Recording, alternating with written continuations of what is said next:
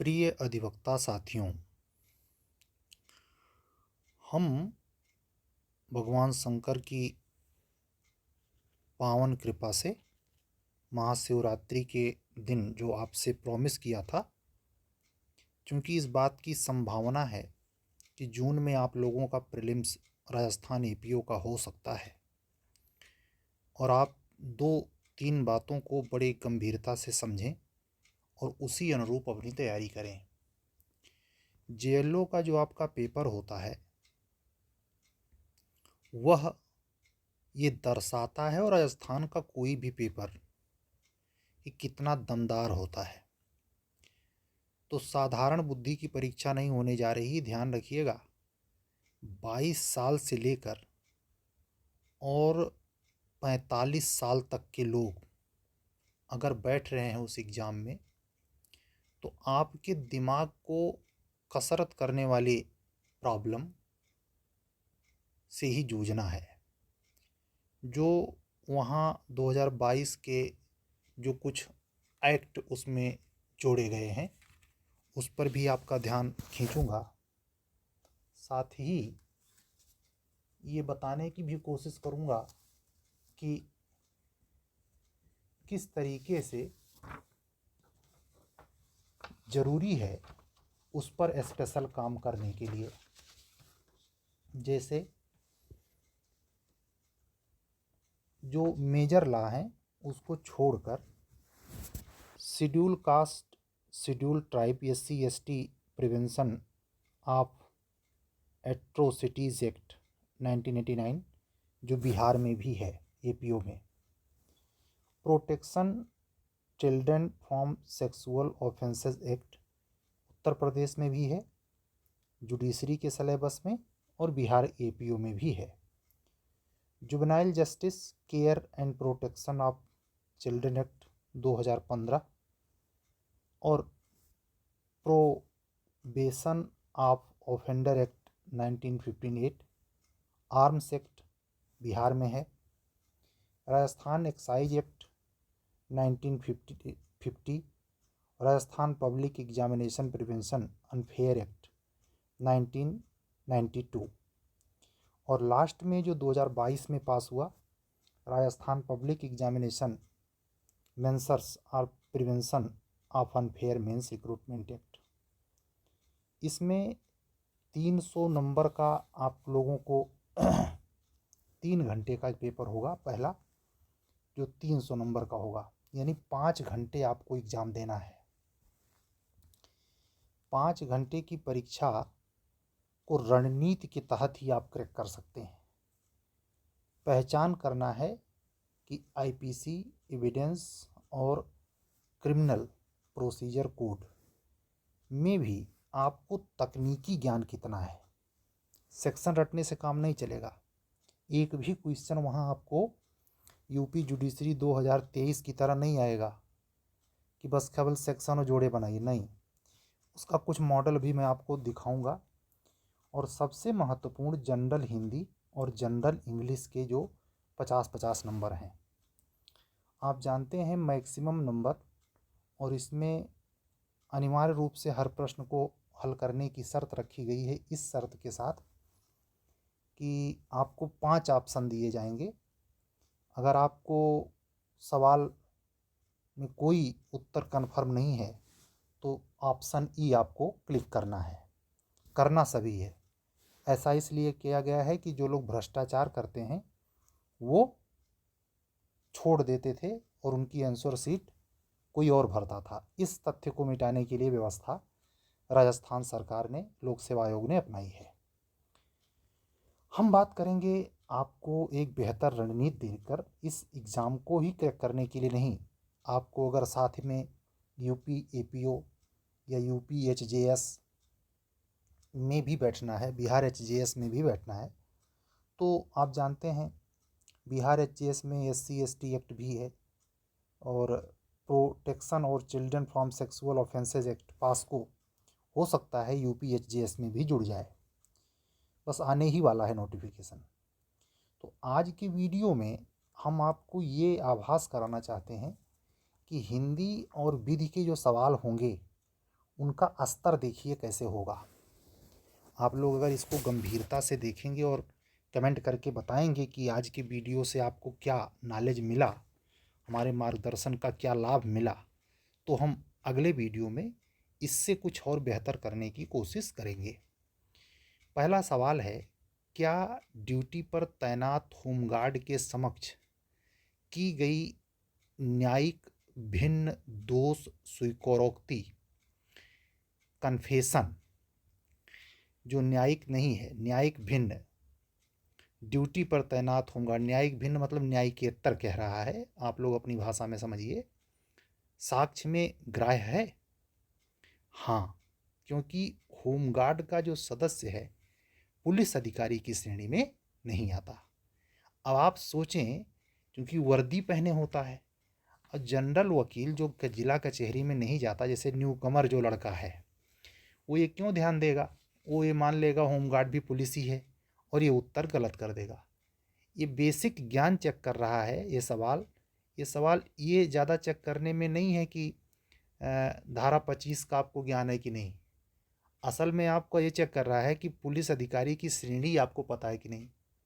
तो इस सवाल में टेक्निकलिटी क्या है कि आपको पुलिस में, जो पुलिस के सामने कन्फेशन करने की ग्राह्यता का निष्प्रभावीपना है, उसमें ये भी तो पता हो कि पुलिस अधिकारी की श्रेणी में आता कौन कौन है। ये देखिए सवाल की टेक्निकलिटी थी। ऐसे ही अगला सवाल है, कोई न्यायालय कब तक किसी आरोप को बदल सकता है, बढ़ा सकता है या उसमें संशोधन कर सकता है? आप जब सीआरपीसी का सेक्शन 216 देखेंगे गौर से, तो वो कहती है कि निर्णय सुनाए जाने से पूर्व किसी समय किसी आरोप में परिवर्तन या परिवर्धन कर सकता है।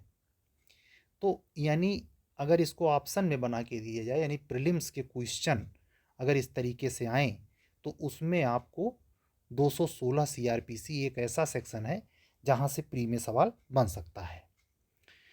अगला सवाल है कि उन प्राधिकारियों के नाम बताइए जिनके समक्ष शपथ पत्र पर शपथ दिलाई जाती है। तो इसमें जनरली आपको 297 जुबान पे रटा होता है, लेकिन यहाँ केवल इतना ही नहीं कि वो न्यायिक या कार्यपालक, आपसे ये जानना चाहता है कि वो नोटरी क्या है, शपथ कमिश्नर क्या है, सेशन कोर्ट तो आप जानते हैं, कार्यपालक मजिस्ट्रेट। तो थोड़ी सी जो गहराई है 297 की, वह भी आपको व्यवहारिक रूप से पता होनी चाहिए। यानी एफिडेविट कहाँ कहाँ बनता है, किन किन को यह अधिकार दिया गया है कि वो हलफनामा बनाए। कोई न्यायाधीश, ये 297 सीआरपीसी कहती है। दहेज के लिए मृत्यु क्या है? अब ये दहेज मृत्यु 304 भी साधारण सवाल है, लेकिन हम आते हैं मूलतया इस सवाल पर। ध्यान से देखना, ये प्रश्न नंबर 14 जो दिख रहा है, यदि किसी अभियुक्त को भारतीय दंड संहिता की धारा 325 और 323 के अंतर्गत दोष सिद्ध किया जाता है, तो क्या यह आवश्यक है कि अपराधी परिवीक्षा अधिनियम 1958 के अधीन परिवीक्षा अधिकारी की रिपोर्ट परिवीक्षा का लाभ देने से पूर्व मंगाई जाए? अब इसमें ये जो एक्ट इसमें आप लोगों से पूछा गया है, द प्रोटेक्शन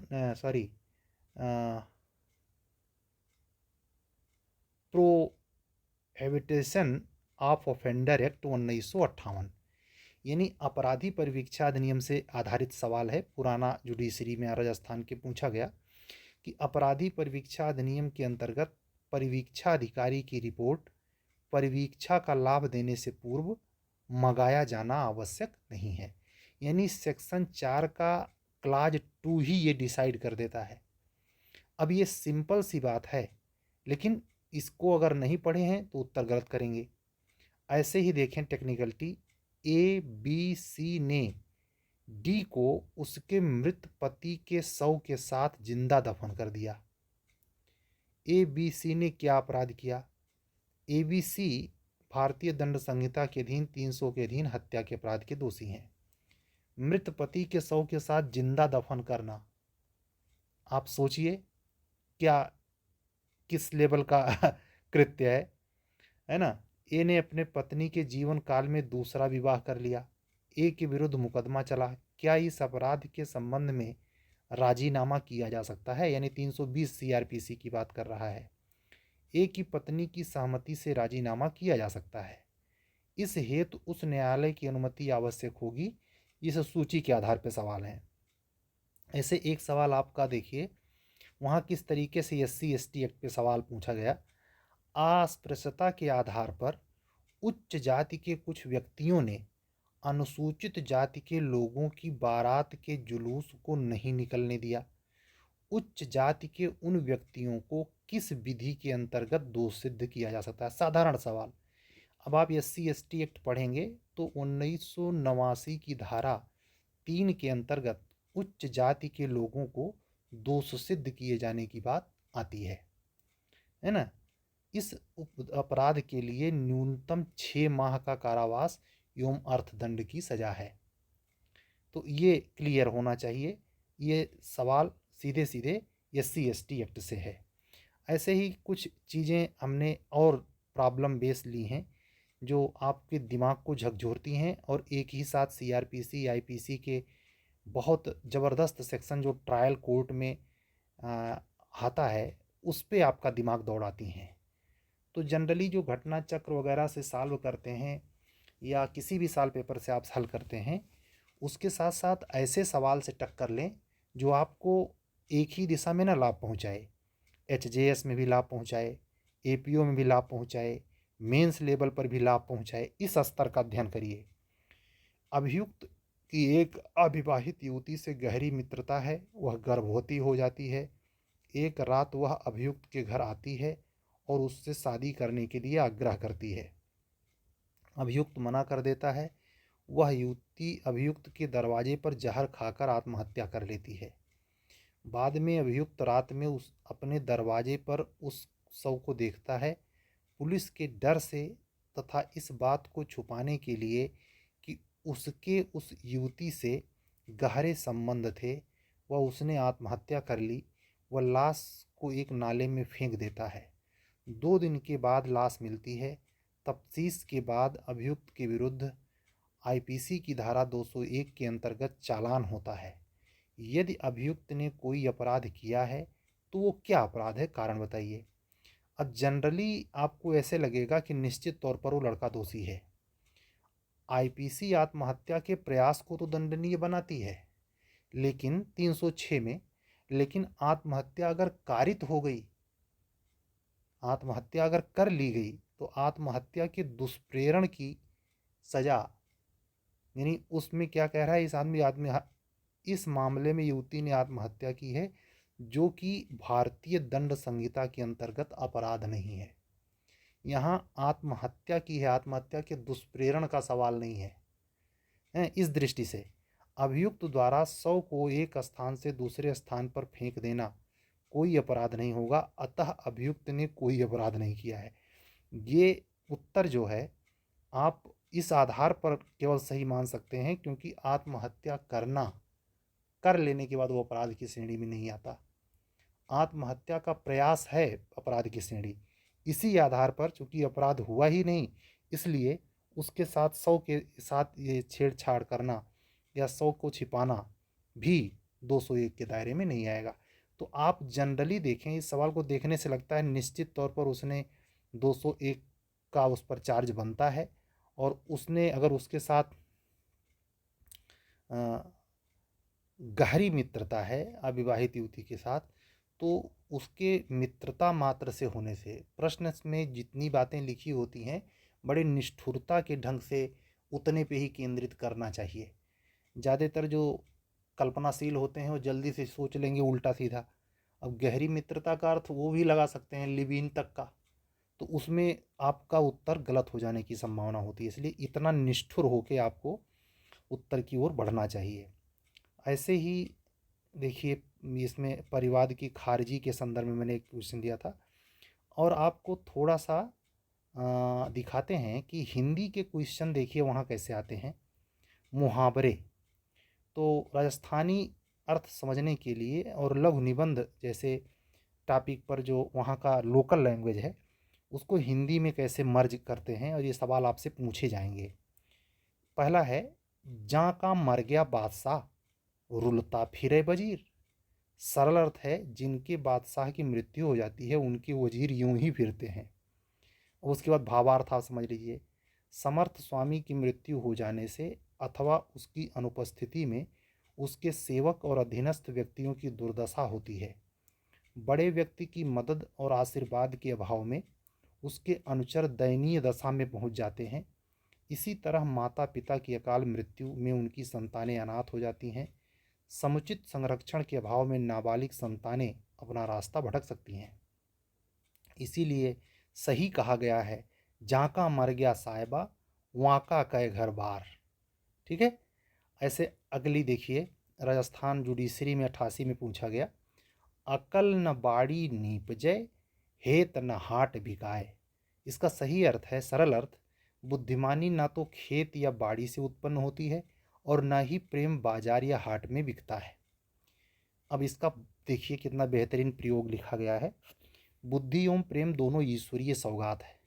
बुद्धिमानी और प्रेम दोनों ही मनुष्य के मन व मस्तिष्क से संबंधित क्रियाकलाप है, जिन्हें किसी बाह्य साधन से प्राप्त नहीं किया सकता एवं ना ही धन खर्च करके प्राप्त किया सकता है। बुद्धिमानी के लिए निम्नलिखित राजस्थानी कहावतें और भी हैं। तो ऐसे को रिलेट करके पढ़ने से अब उसी के सहारे इतने मुहावरे तैयार हो जाएंगे राजस्थानी, जैसे अकल शरीरा नीपजे, दिया लागे डाम। अकल उधार कौनी मिले, अकल कोई कै बाप की कोनी। अकल न आवे एक, करोड़ रिपिये किसनिया। अकल बड़ी की भैंस। प्रेम के संबंध में कबीर व रहीम ने क्रमशः निम्नलिखित सटीक व्याख्या की है। ये खास करके मेंस में जब आप हिंदी लिखेंगे वहाँ तो ये बड़ा मदद करेगा। पोथी पढ़ पढ़ जगमुआ, पंडित भया न कोय। ढाई आखर प्रेम का, पढ़े सो पंडित होए। रहीमन धागा प्रेम का, मत तोड़ो छिटकाए। टूटे से फिर ना मिले, मिले गांठ पड़ जाए। धीरा का देवली, उतावला का मसाण। धैर्य का देवालय होता है और जल्दबाजी का शमशान होता है। इसका अर्थ यह भी है कि धैर्यवान को दिवाली नसीब होती है, वह उतावलेपन से मरघट की शून्यता। समझ रहे हैं। भावार्थ, धैर्य का फल सदैव मीठा होता है, जबकि जल्दबाजी का परिणाम सदैव बुरा और घातक होता है। धैर्य की महिमा के संबंध में रहीम का धोआ इस प्रकार है, धीरे धीरे से मना, धीरे से सब कुछ होए। माली सींचे सौ घड़ा, रुत आए फल होए। है ना। तो ऐसे देखिए एक और है, गई साख तो बची राख। सरलार्थ, यदि इज्जत चली गई तो बाकी खाक बच जाती है। वही साधारण सी, रहीमन पानी राखिए बिन पानी सब सुन। और आखिरी है, खींचिए न कब्बान, छोड़िए न जब्बान। अर्थ है, कमान मत खींचिए और जुबान न छोड़िए। जिस प्रकार कमान से निकला हुआ तीर वापस नहीं आता, उसी प्रकार जब एक बार मुंह से बात निकल जाती है तो वापस नहीं आती। ऐसे मुहावरा है, कैदी घी घड़ा, कदई मुट्ठी चढ़ा। सरलार्थ है, कभी ज़्यादा घी तो कभी मुट्ठी भर चने हैं। कभी मुट्ठी भर चने, कभी मुट्ठी भर चने। कभी घी से तर भोजन प्राप्त होता है तो कभी मुट्ठी भर चना से संतोष करना पड़ता है। इसका अर्थ है, किसी भी प्राणी का समय सदैव एक सा नहीं रहता। जमाना हमेशा बदलता रहता है और कभी मनुष्य बहुत धनवान हो जाता है तो कभी अत्यंत दरिद्र हो जाता है। अतः समय को सबसे बड़ा निर्णायक कहा जाता है। कहने का अर्थ है कि हम थोड़ी सी झलक दिखाए हैं पहली अपनी क्लास में। आपको इस तरीके की तैयारी के साथ हमारे वीडियो के सामने आना होगा। अपनी तैयारी रखें और हमारी कोशिश होगी कि हर दिन के वीडियो से आपको इतना कुछ मिले कि हर दिन से एक सवाल आपके एग्ज़ाम में हो। आपका दिमाग इस स्तर का होना चाहिए कि चाहे हिंदी पे हो या कोई निश्चित टॉपिक या कोई वो नहीं होगा, लेकिन हर क्लास इतनी यूजफुल होगी कि आपको वो 10 दिन 20 दिन पढ़ने से ज़्यादा भी लाभ पहुंचा सकती है।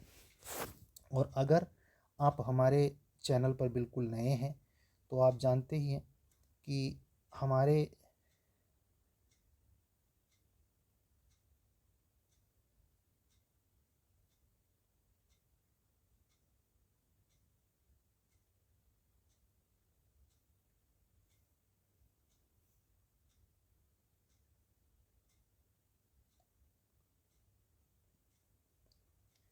हमारे चैनल पर आने के लिए आपको इस व्हाट्सएप नंबर पर 7705090393 पर व्हाट्सअप करके संपर्क कर सकते हैं। राजस्थान एपीओ के लिए पीडीएफ वगैरह या और अच्छी मदद के लिए, जिसमें ये क्लासेस तो आपको बिल्कुल निःशुल्क हैं, इसमें कोई दिक्कत वाली बात नहीं है, लेकिन ये हमेशा ध्यान रखिए कि अपने से बेहतर पाने के लिए ये हमेशा ध्यान रखें कि जीवन में सफलता तभी मिलेगी जब आप समर्पित हो जाएं। समझ रहे हैं? अगर समर्पित नहीं हैं तो आपको वो रिजल्ट में नहीं दिखेगा। ये हमेशा ध्यान रखें। कोई व्यक्ति अगर आपके लिए निस्वार्थ भाव से लगे तो आप उसके प्रति समर्पित होना सीखें। समझ रहे हैं? अगर समर्पित नहीं होंगे तो फिर मुश्किल ये होगी कि आप कभी भी उस कीमत को नहीं समझ पाएंगे जो आपसे परमात्मा देना चाहता है। आज की क्लास पूरी हुई और हम उम्मीद करते हैं कि आप कमेंट करके बताएंगे कि ये किस स्तर पे आपको मदद कर सकती है। उसी के अनुरूप आगे की क्लास कंटिन्यू करूँगा। आज की ये पहली क्लास मैं विराम देता हूँ। कल फिर मिलूँगा एक नए तथ्य के साथ, नई बातों के साथ। तब तक के लिए विदा दीजिए। सत्यमेव जयते। शुभ रात्रि। ये राजस्थान एपीओ की तैयारी करने वाले हर स्टूडेंट तक इसको ज़रूर शेयर कीजिए। ठीक है।